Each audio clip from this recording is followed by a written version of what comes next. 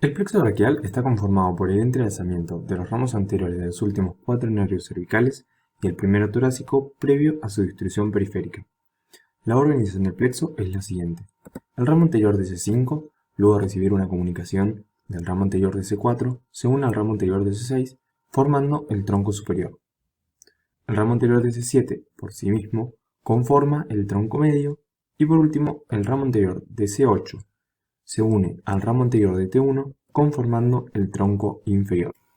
A la altura del vértice de la fosa axilar, los troncos sufren una división en un ramo anterior y en un ramo posterior. De la unión de estos ramos surgen los fascículos. Cada fascículo va a tomar relaciones con la arteria axilar, que junto con la vena axilar forman el paquete vasculonervioso de la fosa axilar. Los fascículos forman un canal cóncavo hacia anterior por el cual discurre la arteria axilar. Los tres ramos posteriores de la división de los troncos se unen para formar el fascículo posterior. Este fascículo se encuentra siempre posterior a la arteria axilar. Los ramos anteriores del tronco superior y medio se unen para formar el fascículo lateral.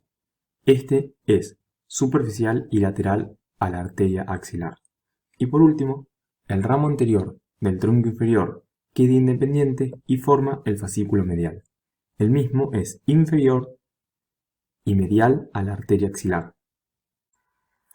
Los ramos terminales del plexo braquial son, por el lado del fascículo lateral, el nervio musculocutáneo que se dirige hacia el lateral y perfora el músculo coracobraquial, la raíz lateral del nervio mediano, por parte del fascículo posterior, el nervio axilar que ingresa al cuadrilátero húmero-occipital y el nervio radial que ingresa en el triángulo húmero-occipital.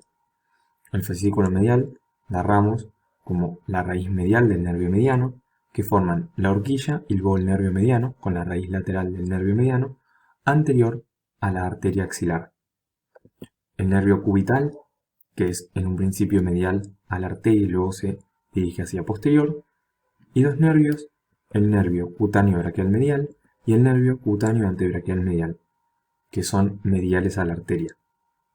Los ramos colaterales del plexo se pueden agrupar en ramos colaterales anteriores, como son el nervio del subclavio, que parte del ramo anterior de C5, y los nervios pectorales lateral y medial, que se unen para formar el asa de los pectorales.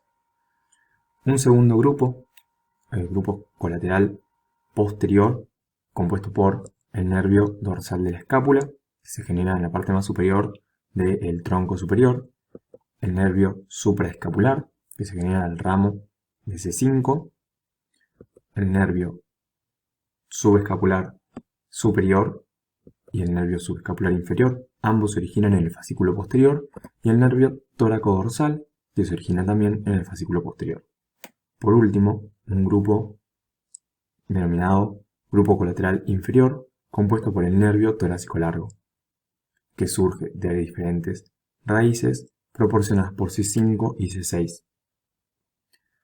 Tanto los nervios colaterales como nervios terminales proporcionan la inervación motora, sensitiva, propioceptiva y vasomotora de la cintura escapular y del miembro superior.